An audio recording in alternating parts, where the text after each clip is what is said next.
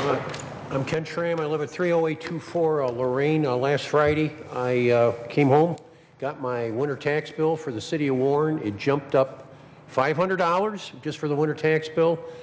Sizable increase. Of course, I know this is a result of not one, but 3 millages that were passed by the voters here in Warren. My concern is that now my taxes, I've been a resident here for 12 years, total tax bill for summer and winter are now higher than they were at any point, any of the time I've lived here, even though my state equalized value on my home has decreased by 30%. My taxes went down. They never went down by 30% at any point, but they did go down. Now, even though my home is valued at 30% less, I will be paying more in property taxes than at any time ever over that period of time. I hear about the 5,000 properties that are vacant in the city of Warren. That's a result of not only people not being able to pay mortgage, but also because they couldn't pay the property taxes. I work for the federal government. I'm just a poor federal employee.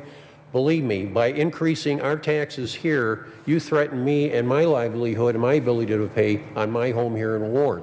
I want to remain, but the fact is, you know, you're just pricing me out of the market. You're making me attractive and making me the incentive in the spring.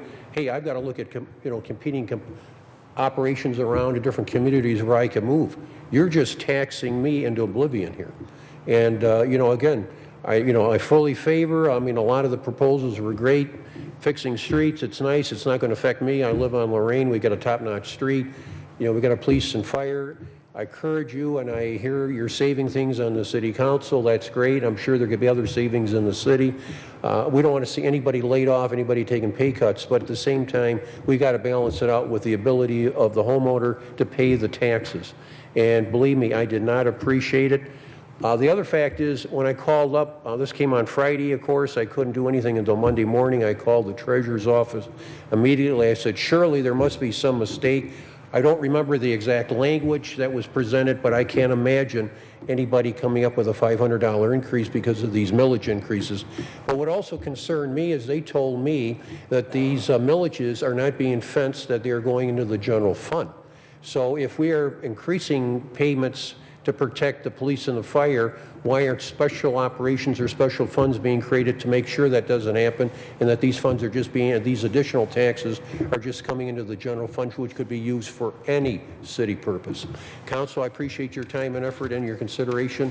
Thanks an awful lot. Thank you. Gerald Haspetcher. Did I say it right?